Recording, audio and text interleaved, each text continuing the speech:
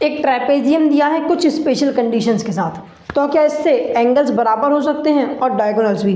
Let's check it. So good morning everyone, welcome to the math station. This is JB sir.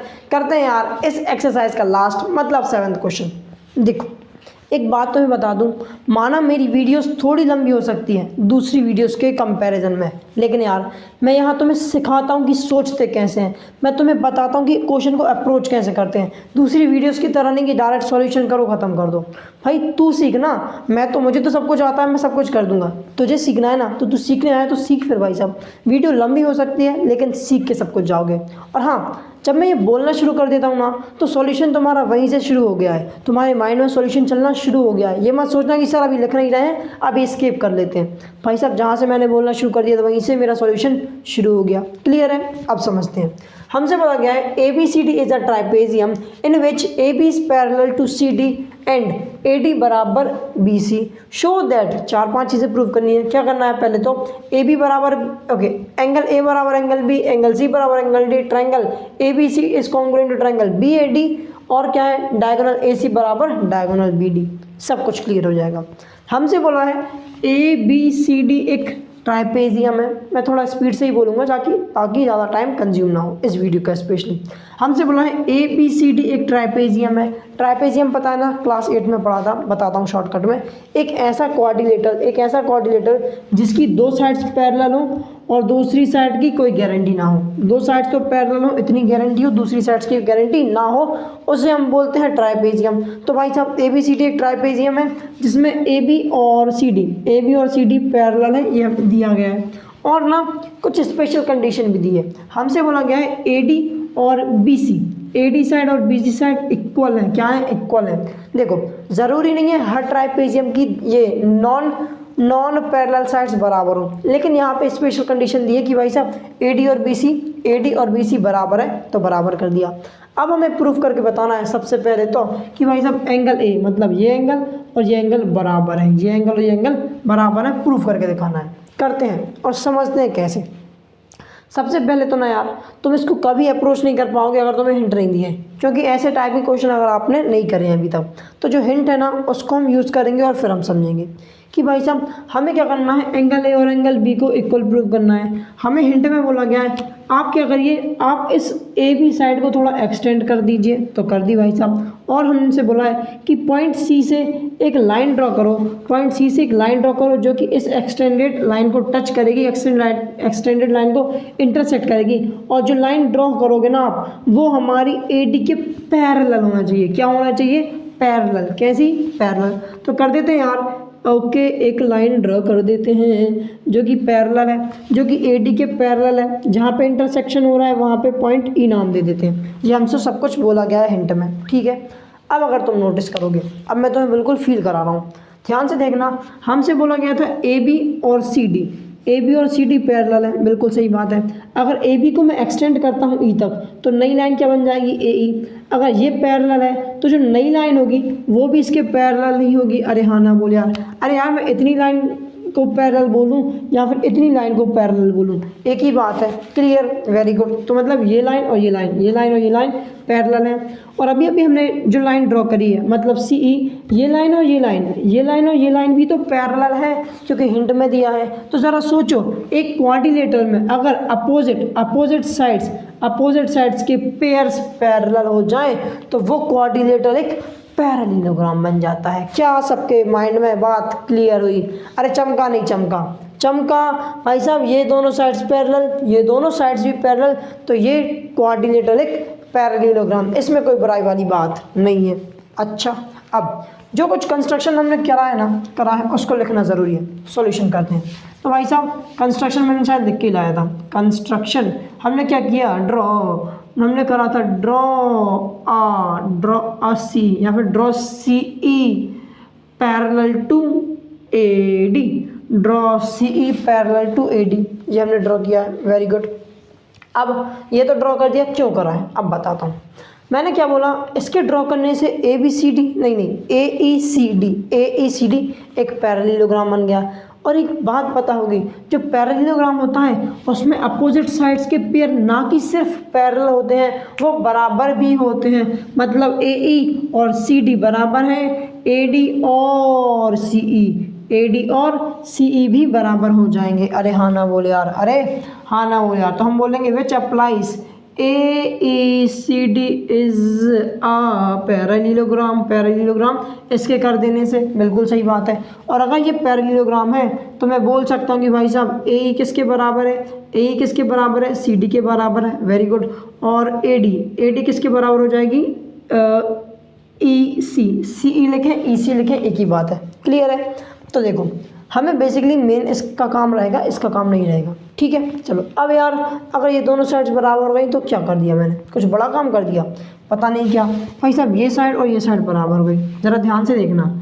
हमें दिया था कि ये side और ये साइड बराबर है, ये साइड इसके बराबर दी थी, और हमने कंस्ट्रक्शन से पाया कि ये साइड भी इसके बराबर है, ये साइड इसके बराबर, ये साइड इसके बराबर। जब दो चीज़ें किसी एक सेम साइड के बराबर होती हैं, जब दो चीज़ें किसी सेम चीज़ के बराबर होती हैं तो वो दोनों आपस में भी बराबर होती हैं। चैप्टर 5, अरे हाँ ना बोल यार, इसमें कोई शक वाली बात नहीं है, चैप्टर 5 में हमने यही सीखा था।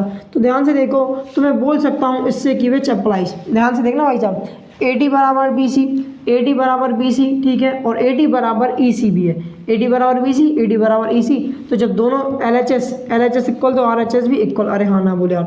तो मैं बोल सकता हूँ BC बराबर EC। अच्छा, BC बराबर EC हो गया। तो तुम अगर नोटिस करोगे, ध्यान से नोटिस करोगे, अगर ये साइड और ये साइड बराबर हो गई तो ये जो एक ट्राइंगल है, वो ट्राइंगल तो एक आइसोसेलेस ट्राइंगल बन गया। अरे हाँ ना बोल यार, मतलब ये जब किसी ट्राइंगल की दो साइड्स बराबर होती हैं उसे हम आइसोसेलेस ट्राइंगल बोलते हैं। और आइसोसेलेस ट्राइंगल की खास बात क्या है, जो साइड्स इक्वल होती हैं उनके अपोजिट एंगल, मतलब इस साइड का अपोजिट एंगल ये वाला, इस साइड का अपोजिट एंगल ये वाला, ये दोनों एंगल भी बराबर हो जाते हैं। क्या हो जाते हैं यार, बराबर हो जाते हैं। अब ज़रा ध्यान से देखो, एंगल बी पे बहुत दो एंगल बन रहे हैं, तो मैं इनके नाम कुछ और रख देता हूँ, इसको 1 बोल दें, इसको 2 बोल दें, आसान रहेगा हमारे लिए। तो भाई साहब इससे हमें ये बात पता चली कि एंगल 1 किसके बराबर है, एंगल 2 के बराबर है। क्यों है बराबर, क्योंकि opposite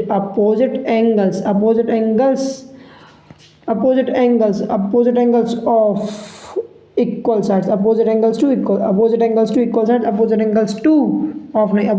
equal sides are equal. अरे हाँ ना बोल यार, opposite angles to equal sides are equal, ये होता है, इतने में काम हो जाता है। तो भाई साहब एंगल 1 एंगल 2 के बराबर हो गया, वेरी गुड, वाह मज़ा आ गया। ओहो, अब क्या तुम्हें ये करना था, नहीं भाई साहब ये तो नहीं करना था, क्या करना था, मुझे तो एंगल A और एंगल B को इक्वल करना था। चलो ठीक है, ज़रा ध्यान से देखो, अगर मैं इस एंगल को देखूं, इस एंगल को एक नाम दे देते हैं तो ज़रा आसान रहेगा हमारे लिए, ठीक है।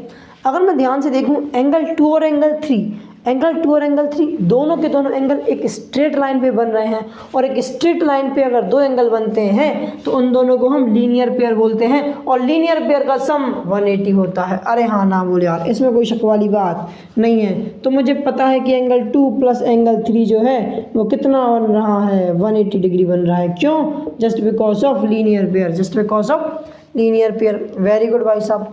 अब अगर मैं नोटिस करूँ, मुझे पता है AD और CE, यही थी ना, AD और CE, अच्छा A यहाँ पे, ठीक है। AD और CE दोनों साइड्स पैरेलल हैं, वेरी गुड है।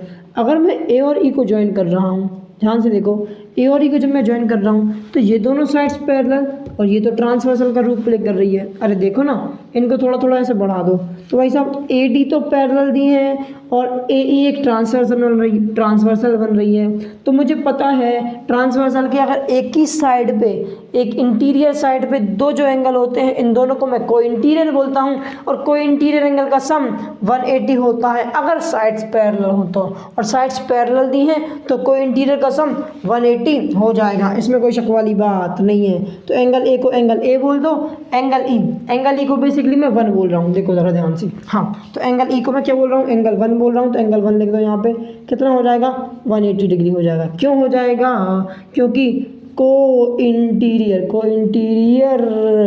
एंगल का सम 180 ही होता है। वेरी गुड भाई साहब, वेरी गुड। अब ज़रा तुम नोटिस करना इन दोनों इक्वेशन में, इसको बोल दो इक्वेशन फर्स्ट, इसको बोल दो इक्वेशन सेकंड, ठीक है।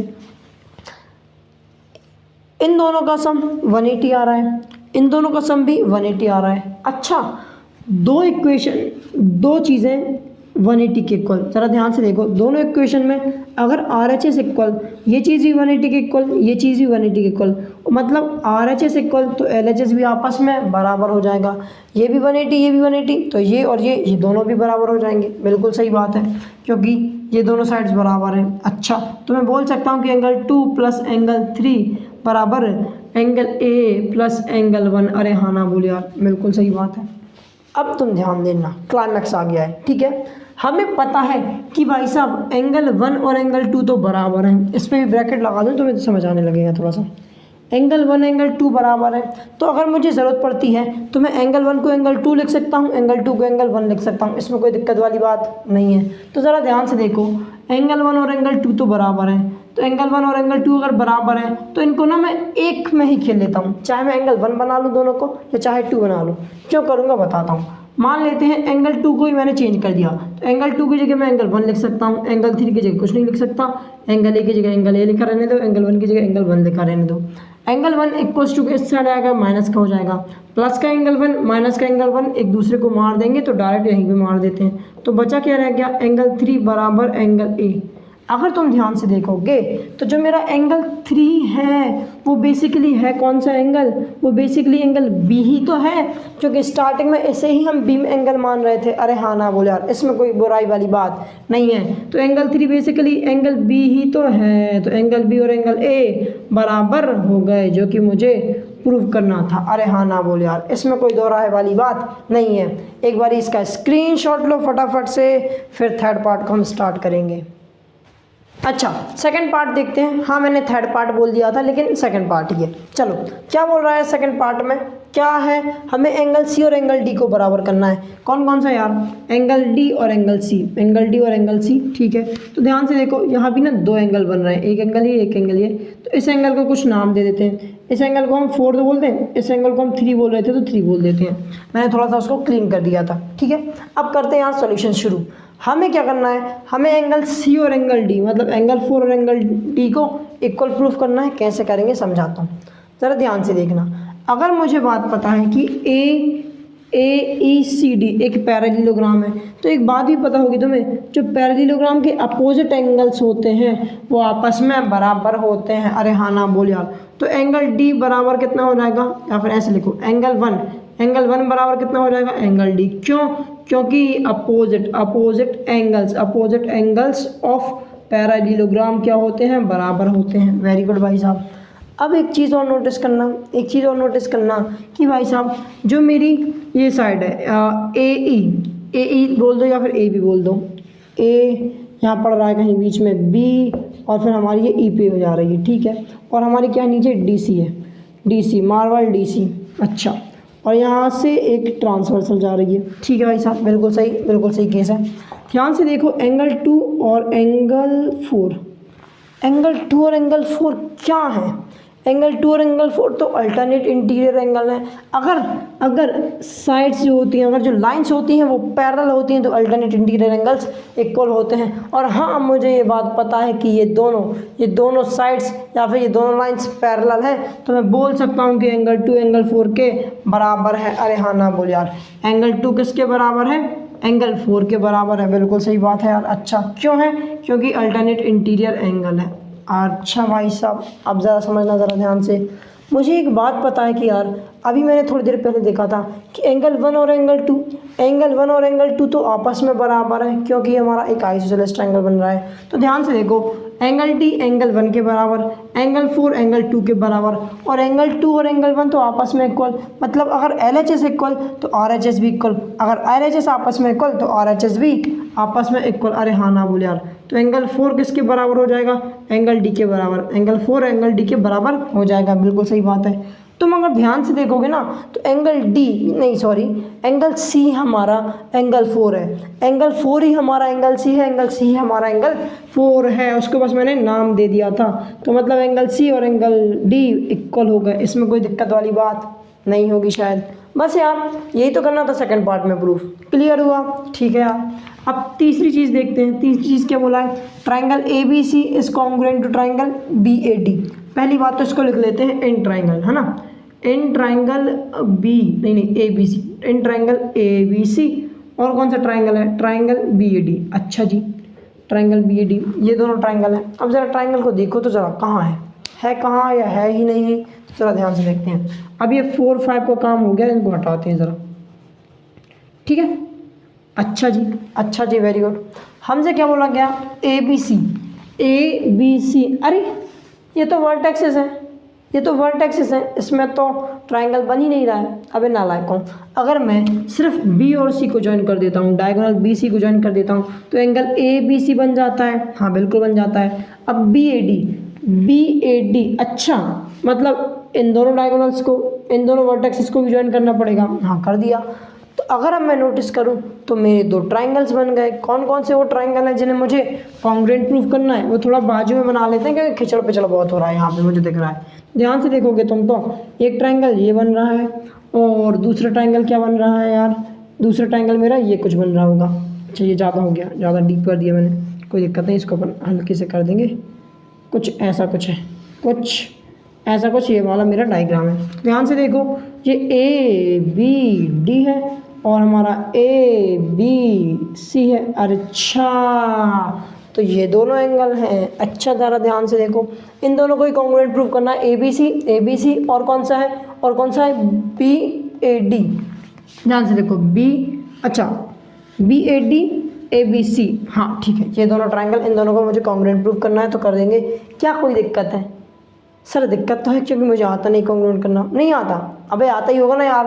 ध्यान से देख, ए डी और बी सी इक्वल दी हैं, लिख दो कि भाई साहब ए सी है ना, उस साइड वाली चीज़ हम यहाँ पे लिखेंगे।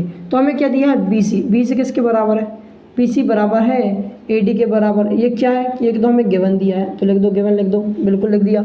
और क्या देखो, ए बी और ए बी दोनों में कॉमन है तो लिख देते हैं यार, दोनों में कॉमन है, कितनी अच्छी बात है। अच्छा ए बी कॉमन तो लिख दो कॉमन साइड है, तो लिख दिया कॉमन साइड है। क्या दिक्कत है, कोई दिक्कत नहीं है। अब क्या इक्वल है, एक बात बताऊं, थोड़ी देर पहले मैंने प्रूफ किया था क्या, एंगल ए और एंगल बी बराबर। हाँ यार, एंगल बी को मैंने किसके एंगल करा था, एंगल ए के प्रूफ किया था। इस वाली चीज़ मैं यहाँ लिख रहा हूँ और ये वाली चीज़ मैं यहाँ लिख रहा हूँ, कन्फ्यूजन मत करना। तो एंगल बी और एंगल ए बराबर है, क्यों, अभी प्रूफ किया था, प्रूफ अब लिख दो। तो अगर तुम ध्यान से देखो, साइड एंगल साइड से मैं बोल सकता हूँ कि भाई साहब by side angle side congruent criteria that triangle A B C is congruent to triangle B A D. अरे हाँ ना बोल यार, इसमें कोई दो राह वाली बात नहीं है, ये कॉन्ग्रुएंसी प्रूफ हो गई। लास्ट पार्ट देखो, 4th पार्ट में बोला गया है डायगोनल ए सी, क्या चीज़, डायगोनल ए सी बराबर डायगोनल बी डी। अगर तुम ध्यान से देखो, ए सी और बी डी मतलब ए सी और बी डी, ये दोनों डायगोनल हैं। हाँ डायगोनल है, लेकिन डायगोनल होने के साथ साथ ये इस ट्राइंगल के पार्ट्स भी हैं। तो मैं by C P C T मतलब corresponding part of congruent triangle से बोल सकता हूँ कि भाई साहब ए सी बराबर बी डी हो जाएगी, अच्छा डायगोनल भी है तो डायगोनल लिख देना होगा ना, ठीक है। डायगोनल ए सी बराबर डायगोनल बी डी। अरे हाँ ना बोल यार, इसमें कोई शक वाली बात नहीं है क्योंकि मुझे प्रूफ करना था। चारों पार्ट प्रूफ हो गए, फटाफट से इसका स्क्रीनशॉट ले लो। ये तो बहुत तीनों चीज़ मैंने यहाँ पे कर दी। मेरे हिसाब से तो यार वीडियो समझ आई होगी, वीडियो पसंद आई होगी। अगर वीडियो पसंद आई तो वीडियो को लाइक करो, शेयर करो, कमेंट करो, चैनल सब्सक्राइब करके बेल आइकन दबा देना। मिलते हैं नेक्स्ट वीडियो में, तब तक के लिए bye bye, have a good day.